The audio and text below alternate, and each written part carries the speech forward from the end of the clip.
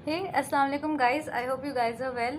सो सबसे पहले तो थैंक यू सो मच। जो भी आप लोगों का फीडबैक मुझे मिलता है that really means a lot to me. और बहुत से फ्रेंड मुझसे शिकायत ज़्यादा ज़्यादा बनाया करो। सो उसके लिए आई रियली अपोलोजाइज़ बिकॉज इतना टाइम नहीं होता मेरे पास कि मैं फ्रीक्वेंटली वीडियोज़ बना सकूँ, बट जितना हो सकता है मैं वीडियोज़ बनाती हूँ। So thank you so much for all the love and respect you guys gave to me.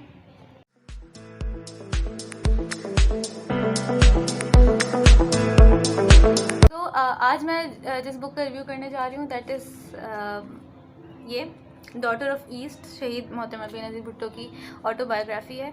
और ये काफ़ी फेमस है, बहुत सारे लोग मतलब पढ़ चुके हैं। और लोग अक्सर मुझसे कहते हैं कि यार इसका रिव्यू बनाओ। मुझे बहुत पहले इसका किसी एक दोस्त ने कहा था, लेकिन मैं बना नहीं सकी इसको बिकॉज ये थोड़ी सी एक्सटेंसिव बुक है, तो उसमें काम ज़्यादा हुआ हुआ है।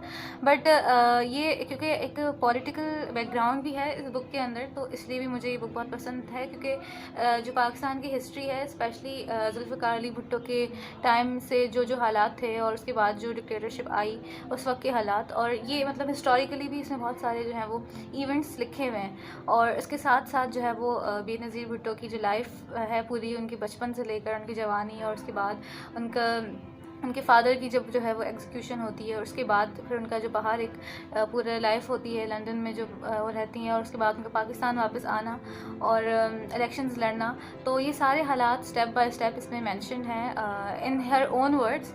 मैंने इस बुक से पर्सनली बहुत कुछ सीखा है, इसलिए भी क्योंकि हमारे यहाँ जो है वो वुमेन लीडरशिप पे बहुत कम काम हुआ है। ख़वातीन को लीडरशिप नहीं सिखाई जाती।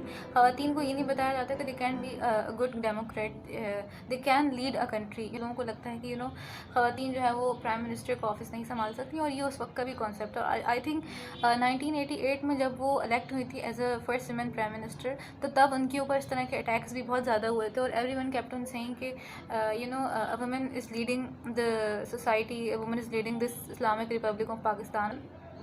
जब वो इलेक्शन की कैंपेन लड़ रही थी in 1988, at that time she was pregnant for the first time. और सब लोगों को लगता था कि she is since she is expecting, तो शी विन दिस इलेक्शन। अंदर जो है वो उन्होंने अपने फादर के एग्जीक्यूशन के वाक़यात लिखे हैं कि जब उनके फादर को एग्जीक्यूट किया जाता है और उनके ऊपर से पहले केस चलता है, अपनी ही पार्टी के एक बंदे को मर्डर करने का केस होता है, और उस केस की वजह से जो है वो उनके अगेंस्ट एक वर्डिक्ट आ जाता है कोर्ट की तरफ से, और उनको एग्जीक्यूट कर दिया जाता है। और वो सारे वाक़यात जो हालात होती हैं, क्योंकि वो अपने फादर से बहुत ज़्यादा अटैच्ड होती हैं इमोशनली और मेंटली, और उनके फादर एक एज अ मेंटोर भी उनके साथ होते थे। सेट के वो जो रात होती है तो बड़ी उनके लिए तकलीफ दे होती है, और बहुत मुश्किल से वो उस चीज़ को जो है वो हैंडल करती हैं। जब ज़ियाउल हक़ का दौर आता है तो डिक्टेटरशिप का टाइम होता है, और उसके बाद जो है वो कई महीनों तक, सालों तक वो अपने घर में बंद रहती हैं। फिर उनको सक्कर की जेल में डाल दिया जाता है। वहाँ के हालात और बहुत वर्स्ट हालात में जो है वो उनको उस जेल में रहना पड़ता है। उसके बाद शी लेफ़्ट पाकिस्तान एंड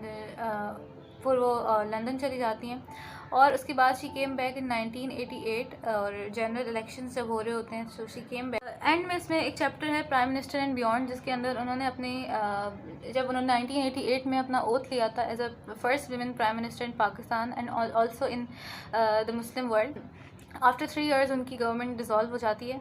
और आई थिंक हमारे यहाँ बहुत जो है वो एक ट्रेजिडी है, वो ये है कि इंसानों की एक बहुत बड़ी आबादी, जो कि आधी से ज़्यादा है, जो ख़वातीन की है, उनके अंदर के टैलेंट्स, उनके अंदर के लीडर्स को, उनके अंदर की आर्टिस्ट को बाहर नहीं लाया जाता।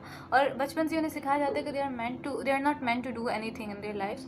और ये कॉन्सेप्ट जो है वो I think it should be changed as soon as possible, क्योंकि हम एक बहुत बड़े लॉस में हैं इसी वजह से, क्योंकि हमारे यहाँ एक बहुत बड़ी जो आबादी है वो उसका एक्सपोजर नहीं है चीज़ों के साथ। और मैं पर्सनली समझती हूँ कि अगर लड़कियों का एक्सपोजर और उनको उसी तरह की अपॉर्चुनिटीज़ दी जाएँ, एटलीस्ट इतना एक्सपोजर मिल सके, तो she can be a good leader.